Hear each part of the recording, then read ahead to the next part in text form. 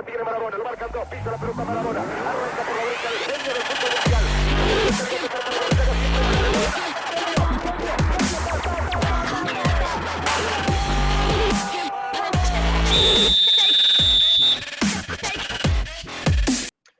Olá a todos, bem-vindos a mais um Marketing do Futebol. Eu sou o Rui Tavares e hoje tenho o prazer de ter um ilustre convidado, Diogo Luís. Diogo Luís é conhecido também no mundo da televisão, que faz comentários desportivos na Bola TV, mas aqui o que nos traz, ou que me traz a convidar o Diogo, é o economista e é muito virado para esta vertente de conhecer o futebol, o desporto, não só no que se pratica dentro do campo, mas também fora das quatro linhas. Passo, primeiro de tudo, a agradecer por ter aceitado o convite, Diogo. Passo só aqui a fazer uma breve apresentação. O Diogo foi jogador profissional de futebol durante 10 anos. Durante ainda a fase de jogador, licenciou-se em Economia na Universidade Nova de Lisboa. Começou a trabalhar por volta de 2010 na banca e agora é consultor financeiro numa empresa da especialidade, neste caso da área financeira.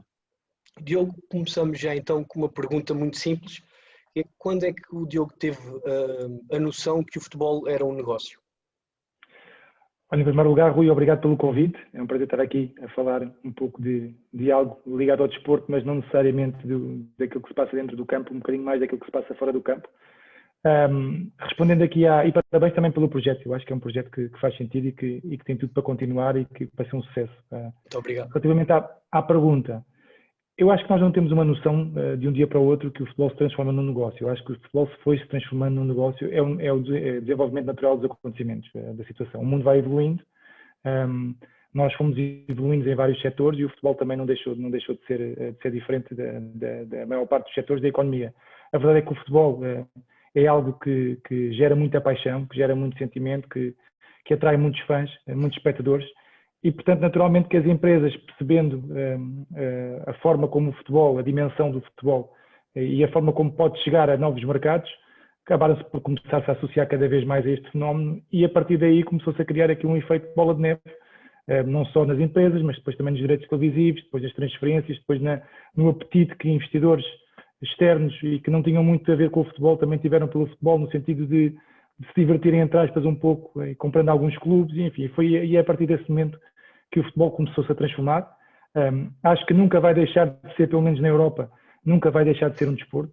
Nós tivemos agora a Superliga Europeia, que foi um exemplo claro disso mesmo, mas temos que perceber que, efetivamente, é um grande setor de atividade. Eu não diria um negócio, eu diria um setor de atividade importante para muitos países e, claramente, é um dos grandes embaixadores também de muitos países, nomeadamente os países turísticos, Portugal, a própria Grécia, mas mais Portugal. Eu acredito que nós, o futebol, no nosso caso, os nossos jogadores, os nossos treinadores, a nossa seleção, é talvez o maior embaixador que nós temos da nossa economia e aquele que consegue atrair mais turistas, aquele que consegue atrair mais reconhecimento daquilo que é Portugal e daquilo que são as qualidades de Portugal. E, portanto, desse ponto de vista, foi o desenvolvimento natural da situação.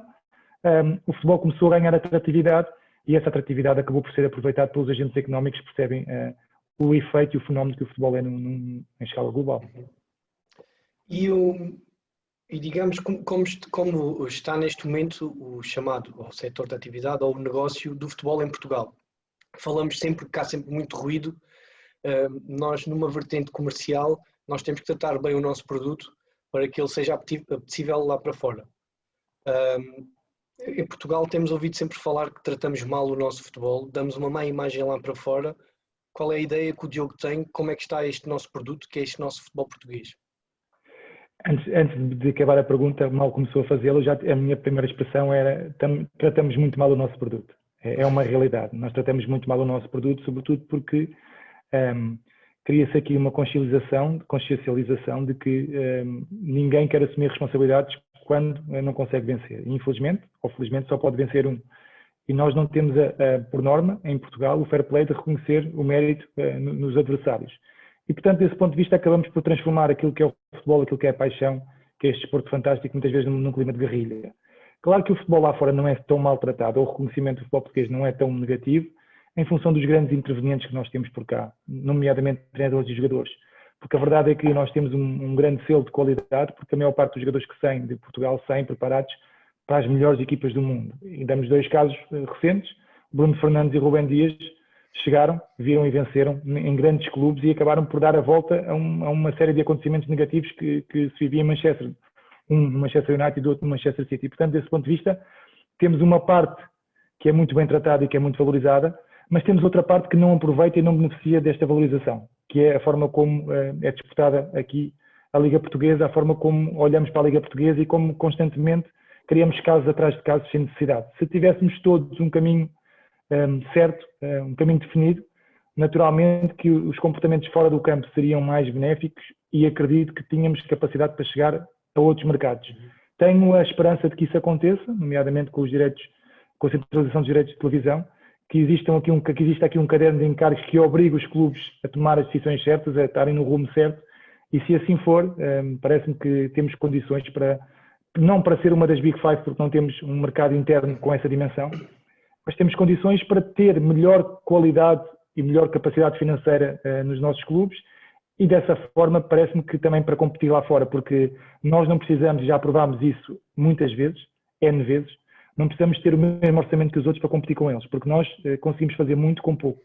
Isso deve-se à nossa capacidade e qualidade de trabalho que nós temos em Portugal, e mesmo por não dizê-lo, não podemos também só dizer coisas más dos nossos dirigentes. A verdade é que nós também temos uma boa organização interna em muitos clubes que conseguem potenciar e desenvolver o jovem talento. Portanto, desse ponto de vista, temos muita coisa boa que pode ser ainda mais potenciada se os comportamentos fora do campo tiverem uma ideia conjunta e naturalmente, perceberem a oportunidade que existe aqui no nosso mercado.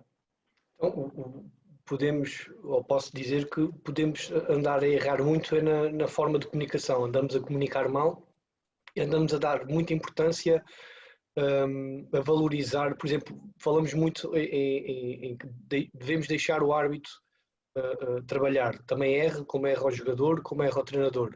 Mas depois passamos o tempo todo a comunicar contra esse árbitro ou a fazer vários programas, a perder horas, eu digo perder porque é um sentimento meu, obviamente, a perder horas nas TVs a analisar os erros do árbitro. Por isso também acho que temos que mudar também, talvez um pouco, até mesmo a nossa forma de comunicar, de olhar.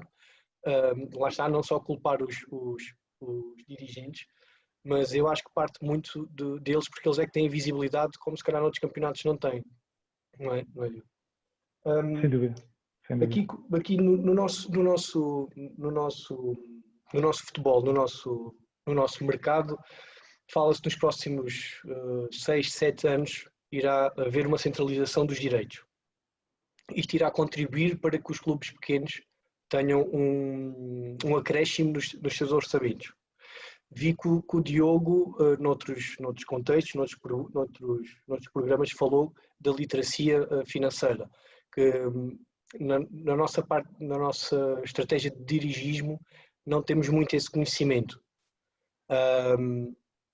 Irá agravar, digamos, uma pessoa que não tenha tanto conhecimento a nível financeiro, irá se ver com mais dinheiro, o erro irá aumentar, pelo menos num mau investimento ou num mau negócio. Poderemos correr esse risco também, porque até agora só se tem falado, vem os direitos, vem mais dinheiro, vai ser bom para todos, mas talvez não seja assim. Já tivemos um exemplo disso mesmo, no início do século, nos anos 2000, a verdade é que a criação das SADs promoveu também a entrada de dinheiro fresco nos clubes, e a verdade é que após essa entrada nós vimos que muitos desses clubes caíram a pique e destruíram-se completamente. Portanto, acima de tudo, o que é importante perceber é que pode haver mais dinheiro, mas a gestão tem que ser sempre racional. Nós temos alguns exemplos muito positivos no futebol português, atenção, nem tudo é negativo. Temos exemplos bons na comunicação, bons na gestão. O exemplo do Paços de Ferreira, não é por ter ficado agora em 5º lugar, ainda recentemente esteve na 2ª Liga, mas voltou a subir, mas é um clube que sabe comunicar, com inovação, com criatividade, e ao mesmo tempo é um clube que gera bem os seus recursos, de uma forma racional, percebendo o que é que tem, o que é que pode gastar, tentando encontrar no mercado boas soluções que se enquadrem não só naquilo que são os objetivos do clube, mas também do espírito e da cultura do próprio clube. E, portanto, desse ponto de vista, temos aqui bons exemplos. Agora, a verdade é que, cada vez mais, os dirigismos também têm dirigentes que têm que ser profissionalizados. Não basta saber algo, ou pensar que sabe alguma coisa de futebol e chega-se e conhece um ou outro empresário e pega-se num clube e começa-se dessa forma a contratar jogadores porque acham que são bons ou porque acham que têm uma grande valorização. Basicamente tudo tem que estar devidamente fundamentado e por isso é importante ter aqui alguma sensibilidade desportiva, mas também alguma sensibilidade financeira.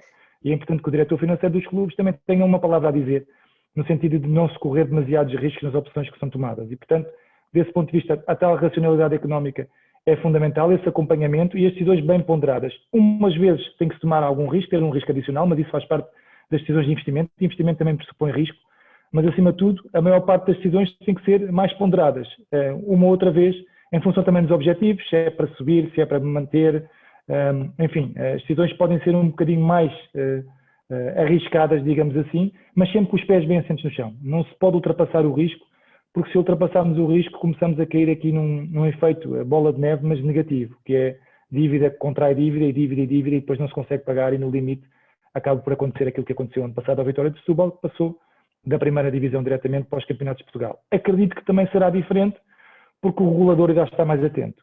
Os pressupostos têm que ser apresentados, salvo erro, 3 em 3 meses. Com certeza que a centralização dos direitos de TV, essa análise, esse rigor será ainda superior, porque isso é uma forma de criarmos aqui um sentimento positivo à volta do nosso futebol. A tal verdade desportiva, porque se nós tivermos clubes que pagam 3 ordenados em dia, mas que pagam aquilo que podem pagar e outros que oferecem mais do que aquilo que podem pagar e só pagam de 6 em 6 meses, naturalmente que não estamos a privilegiar a verdade desportiva, porque há clubes que conseguem buscar melhores jogadores, mas que só pagam de 6 em 6 meses e os outros não tiveram essa capacidade porque não tinham orçamento para isso. E, portanto, desse ponto de vista, o regulador tem aqui um papel fundamental e acredito que irão haver aqui algumas alterações dentro do contexto futebolístico, de forma a que o regulador não tenha só esse papel, mas também tenha essa responsabilidade.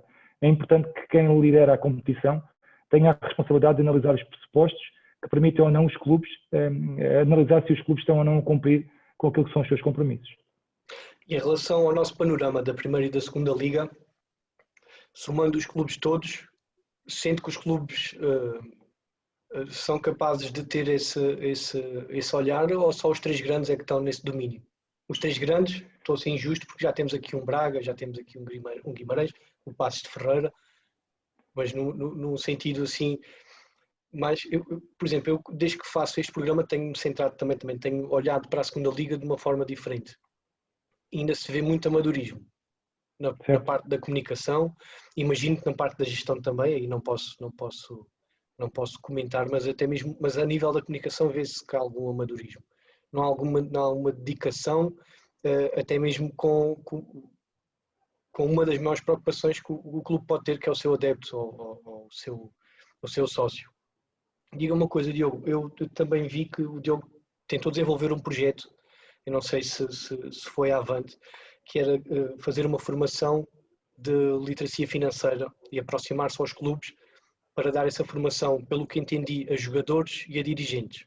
Ou era só aos dirigentes, Diogo?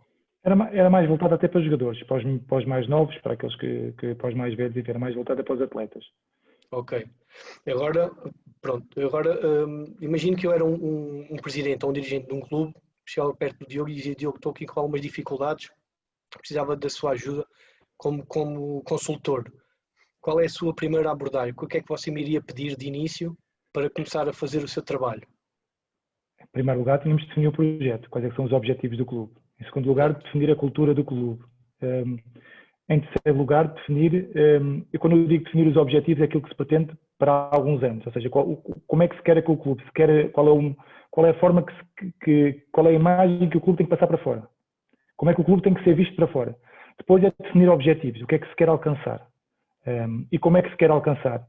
E depois é definir qual é que é a ambição dentro do próprio clube. E em função disso vamos definir aqui um plano que tem vários pressupostos, e os vários pressupostos têm a vertente financeira, têm a vertente comunicacional, que hoje em dia é fundamental a forma como se comunica, porque a comunicação permite um maior envolvimento com a própria comunidade e permite também chegar a outros mercados.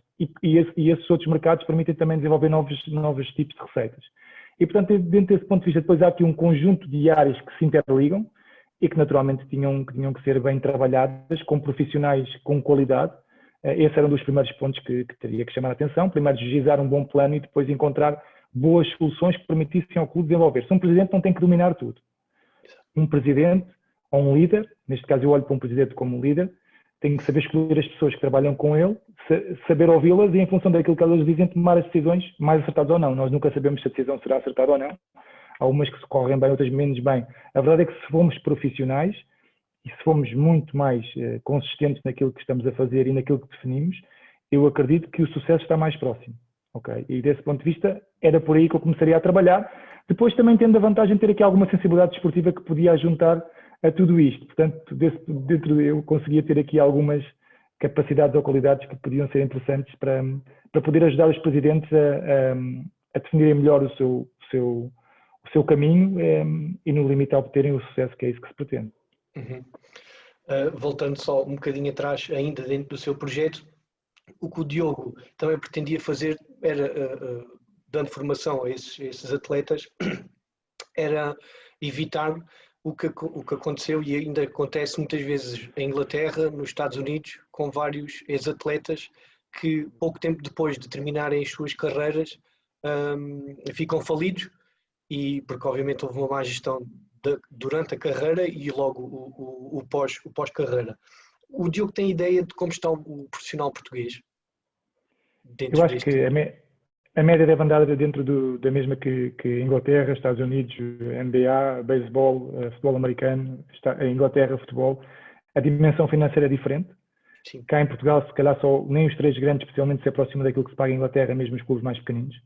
Mas a verdade é que deve andar dentro, a percentagem não deve fugir muito. A diferença é que aqui em Portugal as pessoas escondem-se, ok? Têm vergonha de assumir os erros. E esse é um ponto que faz a diferença. E que eu percebo, eu entendo, atenção, não estou a criticar, é uma realidade, é um facto. E também, deixe-me dizer-lhe, quando fiz alguma formação a atletas, esse foi um dos pontos que eu coloquei como um dos pontos fundamentais para que o atleta não se consiga levantar rapidamente, que é a vergonha de assumir que errou. É muito grande num atleta que está habituado a vencer e que olham para ele como um vencedor. Esse é um ponto demasiado pesado para ele normalmente assumir. E, portanto, desse ponto de vista, aqui em Portugal, apesar de não haver grandes estudos, temos alguns casos de sucesso, mas são poucos, até porque o futebol não consegue alimentar uma pessoa que joga futebol durante uma carreira, possivelmente chegará ao fim do ano da sua carreira e terá que trabalhar, retirando aqui 5% se calhar daqueles que jogam futebol, e já estou a ser simpático. O meu objetivo na formação financeira foi 2. Em primeiro lugar, o ser humano. Acho que os clubes, por exemplo, nas camadas jovens, têm todos a retórica de que nós olhamos primeiro para o ser humano, para a pessoa, mas a verdade é que a conclusão que nós chegamos é que eles muitas vezes querem tirar o rendimento desportivo daquela criança. E a verdade é que aquela criança depois chega aos 20 anos e se não consegue se ingrar, fica com uma frustração muito grande. Tive exemplos de alguns colegas que tinham esse sonho, que eram considerados atletas de futuro, que iam chegar à equipa principal, queriam ter uma carreira de sucesso, e a verdade é que chegaram aos 22 anos com uma mão atrás da outra, percebendo que desde os 14 anos que deixaram de estudar, porque já estavam a alimentar esse sonho, não só deles, mas também das suas famílias, e acabaram por se divorciar, entre aspas, do futebol, por ficarem desiludidos com aquilo que encontraram e culpabilizar o futebol por aquilo que foram as suas carreiras, e aos 22 anos tiveram que recomeçar do início. Muitos conseguiram, outros ficaram mais frustrados. O meu objetivo é alertar para este tipo de situações, é fazê-los pensar que é importante ter sempre um plano B. Mesmo aqueles que jogam e têm um grande sucesso, de um momento para o outro podem ter uma lesão e deitar tudo a perder e de repente desaparecerem. E, portanto, a formação é sempre algo fundamental para as nossas vidas. E é desse ponto de vista, esse era o meu primeiro objetivo, preocupar-me com a vertente humana e com o alerta e a criação de condições para que eles possam pensar e encontrar soluções para terem sucesso paralelamente ao futebol. O segundo ponto foi aquele que referiu, que é evitar que se tomem decisões erradas, como se continuam a tomar, pensar que é fácil ganhar dinheiro quando não é, pensar que já se sabe tudo quando não se sabe. Muitas vezes aparecem os amigos da ocasião que acabam por apresentar projetos espetaculares e fantásticos que vão potenciar uma grande rentabilidade e de repente aquilo não é nada do que estava a passar. O que chama a atenção e o que eu gosto de tentar passar é dar ferramentas para que os atletas possam pensar por si. Ou seja, se alguém apresentar uma solução a um atleta, que o atleta tenha a capacidade de perceber se aquilo é bom ou não para ele, se aquilo é demasiado ou não. Eu acho que o meu objetivo é sempre fazê-los pensar. É claro que uma formação de algumas horas não os vai conseguir completar, mas a verdade é que basta despertar ali o bichinho para que depois eles comecem por eles também a procurar mais informação, a criar condições para que as suas decisões sejam o mais fundamentadas possíveis. Posso dizer, já trabalho com alguns, E a verdade é que a evolução tem sido fantástica. O atleta adapta-se muito bem a qualquer circunstância e quando quer focar num tema, tem uma capacidade de aprendizagem muito, muito boa, muito interessante. E eu, como disse, já trabalho com alguns e a capacidade, hoje em dia, tenho conversas com eles que não tinha há 6 ou 7 meses atrás e as decisões que eles tomam são decisões muito mais ponderadas e muito mais fundamentadas. Muitos deles também estão envolvidos em grandes transferências, não é? Que envolvem sempre muito dinheiro e por vezes também pode haver ali alguma, não queria dizer distração, mas pegando na situação das transferências, não sendo que estamos a chegar a um limite. Não, todos os anos, excepto agora o ano da pandemia, todos os anos tínhamos vindo a ver, todos os anos havia uma escalada de transferências, valores a bater valores, valores a bater valores. Há de haver um dia que chegamos ao limite. Há de haver um dia que poderá haver uma ruptura, um crash. Poderemos estar perto? Diogo? Eu acredito que não. Não é de ciclos? Atenção, isto funciona com procura-oferta. Okay? A diferença é que eu não acredito que não cresce, acredito que pode haver uma atualização ou para cima ou para baixo. Neste caso, por exemplo, depois da pandemia, vai haver uma atualização para baixo, única e exclusivamente porque a maior parte das a grande percentagem de receitas dos grandes clubes das top 5 vem do merchandising e não vem dos direitos de televisão. Porque, por exemplo, em Portugal, se todo o mundo funcionasse como Portugal e a grande fonte de receita fosse os direitos de televisão continuaram a pagar, com exceção de França. Foi o único que teve aí mais problemas. Mas todos os outros pagaram. Portanto, se fosse por aí, os clubes ingleses continuavam a ter dinheiro para fazer as suas transferências de uma forma normal, os clubes italianos, espanhóis, etc. A desvantagem é que 45% a 50% das receitas destes grandes clubes advém de merchandising e do match day, e a verdade é que estes deixaram de existir com o Covid. Muitos deles conseguiram se atualizar, conseguiram passar rapidamente para uma vertente mais web. O Manchester United foi um exemplo de grande sucesso, conseguiu manter as receitas, mas é porque já é um clube que já tem presença nos 4 cantos do mundo e conseguiu criar uma digitalização fantástica de forma a que continuasse a vender os produtos do próprio clube, mesmo tendo em atenção que o Manchester United não está a passar pelos melhores dos seus dias, não é o campeão em Inglaterra já há alguns anos, já tem outros clubes, Liverpool, Manchester City, que têm estado a dominar o futebol inglês, mesmo o próprio Chelsea, mas a verdade é que se conseguiram adaptar bem neste esquema, porque especialmente são profissionais, porque também têm uma estrutura acionista americana para o bom e para o mal. Para o mal, como nós vimos na Superliga, mas para o bom, porque vê muito o negócio e vê um passo à frente e cria condições para que as coisas continuem a desenrolar. Mas a maior parte dos clubes não teve essa percepção, nem tem um mercado como tem o Manchester United, que é um clube global. A maior parte dos clubes é mais um mercado local, nomeadamente, por exemplo, os portugueses. França teve o complemento, além da parte do merchandising, também os direitos de televisão. A empresa que os tinha que pagar acabou por rescindir o contrato e criou ali muitas dificuldades, e neste momento há muitos clubes franceses que estão com muitas dificuldades em continuar a operar. Existe o caso do Bordeaux, que está à venda por 15 ou 30 milhões de euros, que é um caso paradigmático, mas é uma realidade. Agora, em termos de transferência, eu acredito que normalizando e com a quantidade de dinheiro que foi colocada na economia por parte dos bancos centrais, que mais tarde ou mais cedo voltaremos ao normal, ou se calhar a valores até superiores, que para nós são valores estranhíssimos, é uma realidade, mas isto também acontece porque entraram no futebol milionários que têm não só intenções desportivas, de diversão, mas também têm algumas intenções políticas por trás.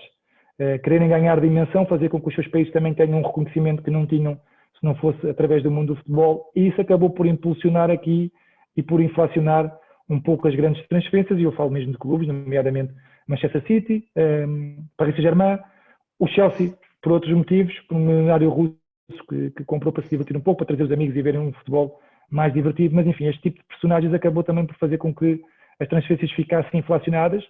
Neste caso foi positivo para Portugal, que conseguimos vender muitos jogadores com muita qualidade por preços superiores, mas a realidade é que já estamos a atingir patamares de loucura, e isso depois acaba também por influenciar a forma como os preços também são praticados, por exemplo, nos bilhetes.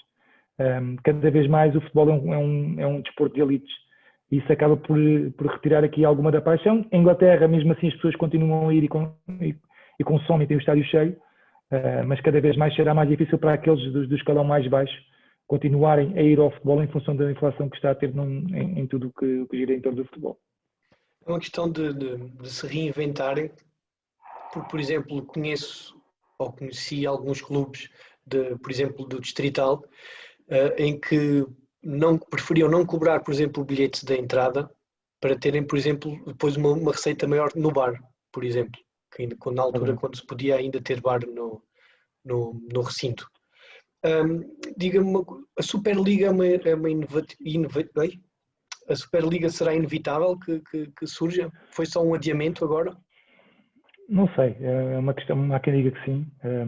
Eu acho que que isto teve aqui alguns erros de cálculo, naturalmente que teve. A própria comunicação, o facto de não terem envolvido, por exemplo, os intervenientes, não terem envolvido os fãs, não terem preparado os fãs para aquilo que ia acontecer, fez com que o projeto fracassasse, em minha opinião, porque tornou num projeto muito mais económico do que desportivo, e acaba por retirar aqui aquela emoção e aquela paixão, e os adeptos sentiram-se traídos, porque a verdade é que se nós formos a ver a forma como a UEFA também já está a liderar o futebol mundial, não há de estar muito longe daquilo que esta Superliga queria.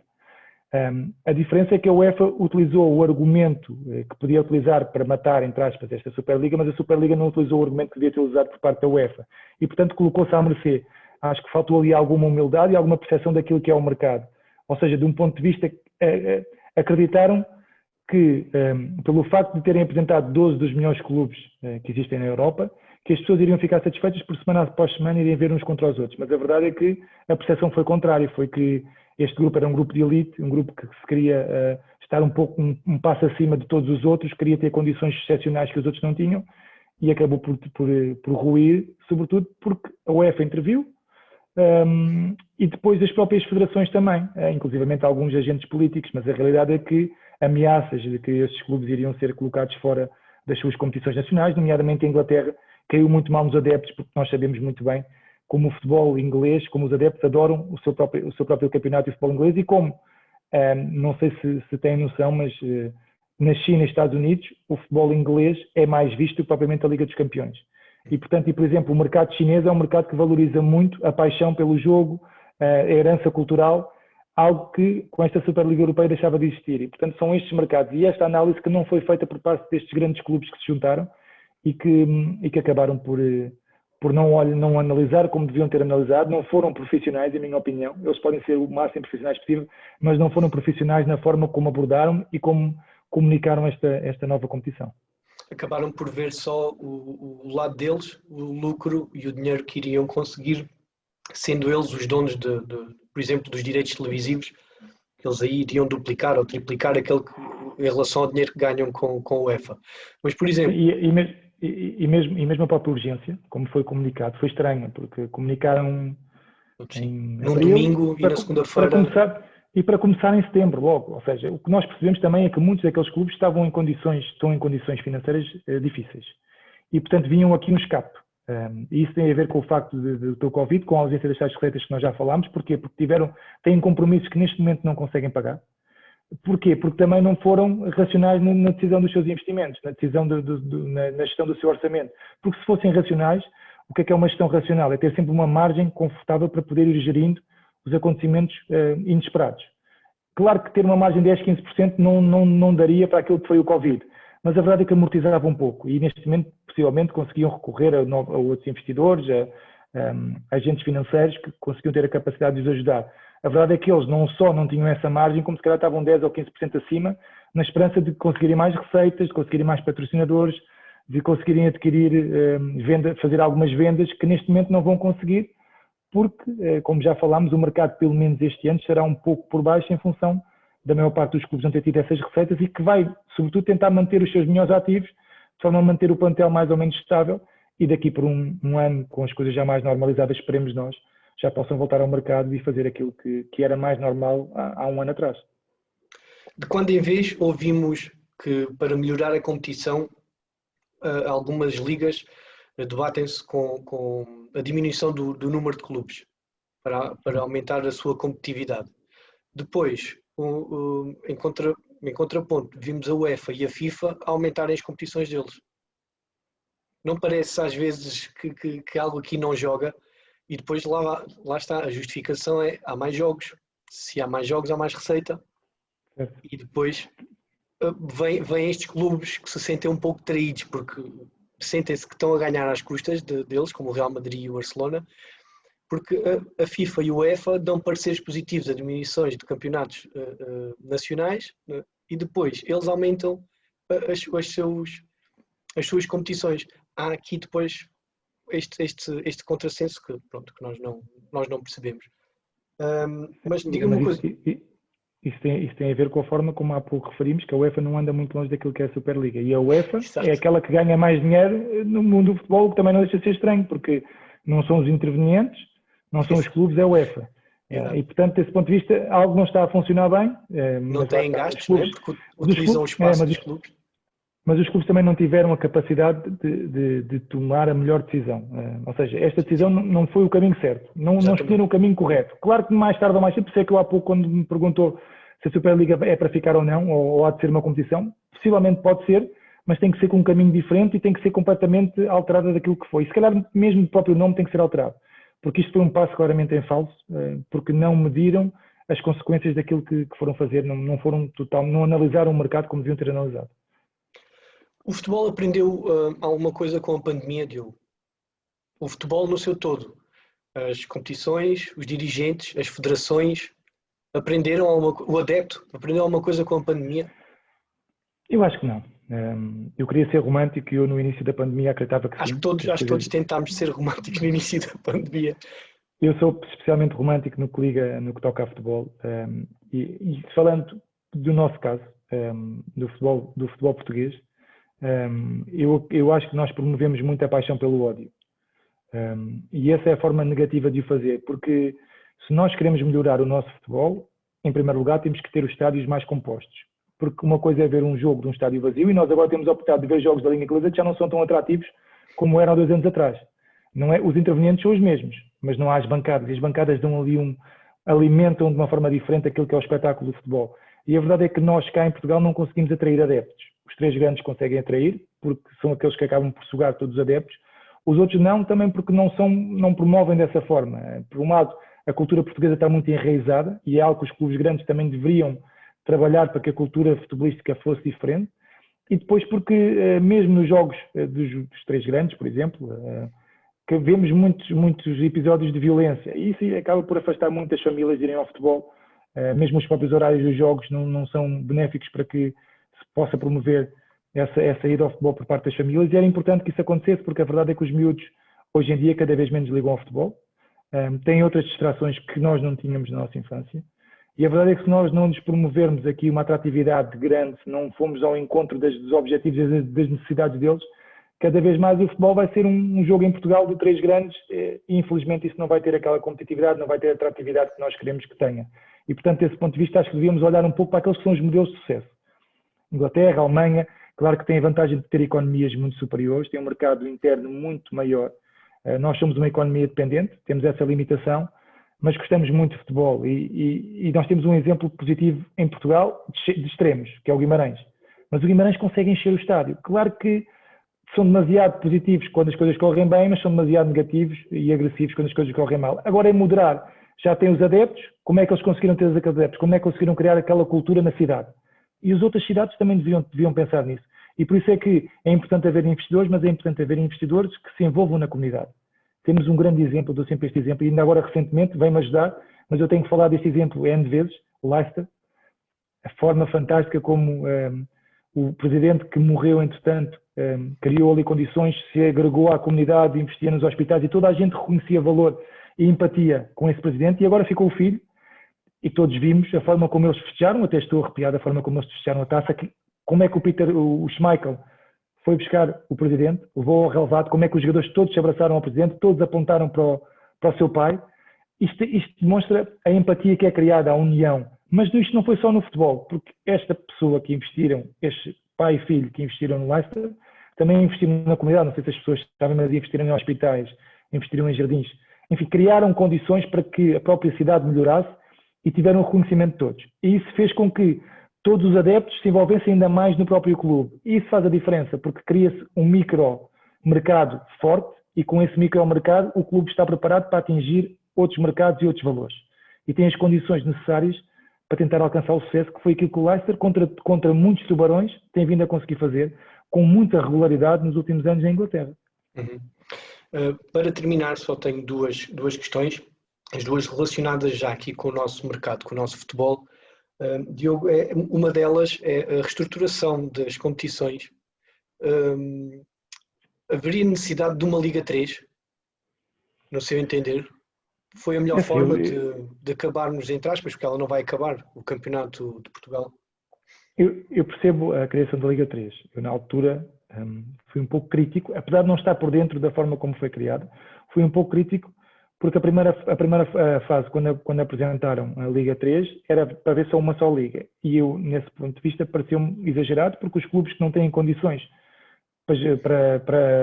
não têm orçamentos para andar de um lado para o outro, Açores, Madeira, Norte, Sul, Exato. e nem criavam ali as próprias rivalidades que são importantes para também atrair as pessoas ao estádio. Neste momento dividiu-se a Liga 3 em dois, e eu, desse ponto de vista, parece-me que Norte e Sul, parece-me que já é um modelo mais interessante. E depois é um modelo de preparação para as competições profissionais, ou seja, o que é que a Federação pretende? Que os clubes que consigam garantir a subida para a segunda Liga, que estejam preparados em termos profissionais para aquilo que vão encontrar pela frente. Por um lado, que não sejam amadores, que já tenham um orçamento, já tenham uma estrutura que lhes permita fazer boa figura, mas ao mesmo tempo ter uma capacidade financeira que aguente e suporte esse passo. A Liga 3 é claramente essa preparação, mas neste caso, dividindo em duas zonas, parece-me que faz sentido, porque é Sul contra Sul, vão criar aqui dinâmicas diferentes, vão criar aqui rivalidades, adeptos vão facilmente ver um jogo fora do próprio clube, e isso é importante, é também conseguir que os adeptos também acompanhem a própria equipa. Uma coisa é fazer isso na Zona Sul, outra coisa é fazer uma só divisão e um clube de Lisboa ter que ir atrás dos montes. Não fazia muito sentido. Neste momento parece-me que as coisas já estão mais orientadas, e por outro lado dar maior visibilidade também à competição, através do Canal 11, naturalmente que a Federação também pensou nisso, acaba também por potenciar os seus recursos e tentar também dar aqui alguma promoção, valorizar os jovens jogadores, também é por isso que esta competição é criada, e eu espero que corra bem. Vamos ver o que é que irá acontecer. Agora é criar um fosso cada vez maior entre aqueles que podem e aqueles que não podem, mas no limite é a seleção natural da vida, não é? Os mais fortes ficam, os mais fracos acabam por cair, e possivelmente acabará por fazer com que as competições fiquem mais reduzidas, mas com mais qualidade, com mais capacidade e com uma gestão mais profissional. Diogo, se o Cristiano Ronaldo regressar ao Sporting, já imaginou o impacto que isto poderá ter no futebol em Portugal? Sem dúvida, um impacto fantástico. Aliás, o Cristiano Ronaldo tem 235 milhões de seguidores nas redes sociais, que é o mesmo que tem Barcelona, Real Madrid, Juventus e Paris Saint-Germain, salvo erro. Portanto, isso é um impacto brutal. Para o Sporting seria fantástico. Em termos desportivos também, porque continua a ser um jogador fantástico, um goleador. Em termos de filosofia de trabalho também, porque era um exemplo claro para os mais novos. E os mais novos, vendo todos os dias o Cristiano Ronaldo a trabalhar, era um modelo que iriam seguir. E, portanto, pelo exemplo, acho que o Sporting também ganhava muito. E a Liga Portuguesa podia utilizar o Ronaldo para se potenciar, um bocadinho como faz a Federação. Sejamos sinceros, a Federação Portuguesa de Futebol apoiou-se muito em Cristiano Ronaldo para crescer como cresceu. Claro que depois profissionalizou-se bem, lá está um bom exemplo, e acabou por alcançar marcas que não alcançava. Também teve a capacidade depois, através dessa visibilidade, atrair competições e demonstrar a capacidade organizativa, e eu acho que esse pode ser o Cristiano Ronaldo se regressasse. Eu não acredito que o faça sinceramente, mas se regressasse seria fantástico. Só espero é que, se o fizer, que seja aplaudido, que não seja vaiado, que não lhe chamem nomes, e que o aproveitem para podermos chegar a novos mercados e para definitivamente tomarmos um rumo diferente da nossa liga. Um rumo mais positivo, e que o Cristiano Ronaldo seja o trampolim desse mesmo rumo. Como disse ainda há pouco, não acredito que ele regresse a Portugal tão cedo, porque nos seus horizontes possivelmente. O futebol tudo é possível, nós já percebemos isso, e vamos aguardar as cenas dos próximos desenvolvimentos dos próximos capítulos. E ele só pediu, Diogo, ficou aí com um freeze quando ia dizer qual seria o passo do Ronaldo, não acreditava que ele viesse para Portugal, e depois houve um freeze quando disse, não sei o que disse. Não sei. Que ele vai para a Espanha para... Eu acredito que ele vai se manter na Europa. Claro que ele tem o objetivo de jogar, por exemplo, na China já não, porque a China agora já mudou as condições para os estrangeiros, mas quero dizer, de um momento para o outro, se Ronaldo quisesse ir para a China, naturalmente que as condições seriam outras, mas acredito que pelo seu estilo de vida, pela forma como ele gosta de encarar os desafios, que os Estados Unidos seriam um mercado interessante até para lhe abrir outras portas, porque o reconhecimento depois na Liga, a dimensão que queria ganhar, os seguidores podiam proporcionar outras aventuras noutras áreas, que ele já revelou que gosta, nomeadamente no cinema, mas acredito que se irá manter por aqui. Para se manter por aqui terá que ser numa das top 5, terá que ser em clubes que lutem por títulos, porque ele, para continuar a jogar, é para alcançar e para bater recordes. Manchester United é sempre uma opção, Real Madrid também poderá ser, não sei. Eu acho que ele tem muitas opções porque felizmente ainda continua a ter muito mercado. Paris Se sair a Saint-Germain custo zero, também. Se sair a custo zero, ainda mais mercado terá, porque naturalmente a Juventus também se não conseguir entrar na Liga dos Campeões e não está fácil, poderá não ter capacidade para pagar ao Ronaldo e, portanto, poderão chegar a um acordo e o Ronaldo chegando a um acordo e ainda saindo com a carta na mão, mais facilmente encontrará a colocação e nós sabemos também que os clubes, ao contratarem Ronaldo, não estão só a contratar um ativo desportivo, estão a contratar um grande ativo financeiro que vai potenciar as receitas, que vai abrir novos mercados, que vai permitir que esse clube tenha um crescimento brutal em termos daquilo que é a parte negocial ou a parte económica do futebol. E, portanto, é um ativo brutal, um dos melhores ainda do mundo, como um todo, não só desportivo, mas também financeiro, e que é possível para quase todos os clubes da Europa. Também partilho da mesma opinião. Diogo, resta-me agradecer-lhe. Foi um prazer. Gostei muito de falar consigo. Espero que na próxima temporada, quando eu regressar, tenhamos mais uma oportunidade aqui com outros temas que também estejam, neste caso, na atualidade da nossa próxima época, talvez com o Ronaldo cá em Portugal. Vamos depois então avaliar. Se ele vier, olha, fica o desafio. Se ele vier para Portugal, marcamos aqui já um programa para falarmos só desse desafio económico que poderá ser para a Liga Portuguesa, para a seleção já o é, mas não havendo os direitos televisivos centralizados, aqui até um clube como o Benfica, que lhe pertence os direitos, imagina um jogo Benfica-Sporting, onde o Ronaldo ia jogar, o Benfica conseguiria vender esse jogo para os Estados Unidos, para a China. Bem, o que poderemos falar entre setembro e outubro se o Ronaldo vier para Portugal. Diogo, mais uma vez, muito obrigado. Foi um prazer. Agradeço-lhe a disponibilidade. Foi muito complicado para os dois, para si e para mim, conseguirmos marcar, mas foi muito gratificante. É com isso que eu fico. Muito obrigado. Obrigado, Rui. Obrigado pelo convite e obrigado pela conversa. Obrigado. Um abraço. A todos os que nos seguem no marketing do futebol, é agradecer. Não percam o próximo programa, porque o futebol não vive só da bola. Muito obrigado.